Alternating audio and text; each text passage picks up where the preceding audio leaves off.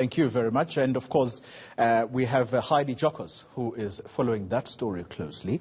3,000 workers, we're told, is a third of the Telkom workforce. What is the problem? Exactly, and I think this is really worrying news coming in from Telkom.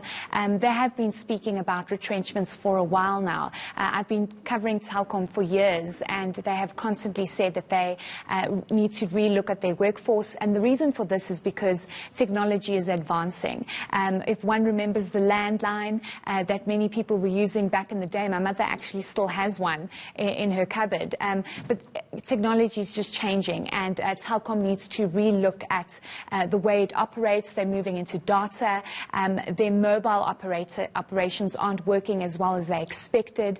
So they're specifically focusing on data services. And with such a competitive environment at the moment, they've obviously had to relook at their workforce, and they have issued Section 189 notices to unions, specifically the Communication Workers Union as well as Solidarity, indicating that by March, 3,000 people could possibly lose their jobs. I mean, that's just right any time. Really, March is not too far away. Of course, the unions are not going to be happy because over the years they've been told that this company, Telkom, was turned around, successfully so.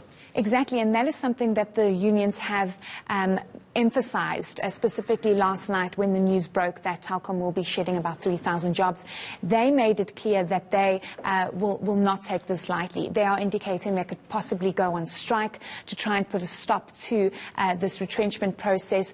Also, they've indicated they want to approach Luthuli House, and this is something that the Communication Workers Union has done time and time again, to say they want to go to Luthuli House because Telkom is partially government owned, and they want to cry out to Luthuli House to say, what's the ANC going to do with the disaster right now? And that is something that they're constantly doing, constantly going to Luthuli House, reaching out for government to intervene. But the reality is, as hard as it is to say this, is that Telkom needs to find a way to adapt itself in this competitive environment. And unfortunately, they are looking at these retrenchments. But they've indicated, the unions rather, have indicated that they are going to listen to what Telkom has to say in the consultations, which are set to take place on the 22nd and the 23rd of January, which is just next week, and then they will then make a decision. But they're saying they will most likely go on strike. I can't wait to hear from Sipho Maseko, the CEO there, yes, but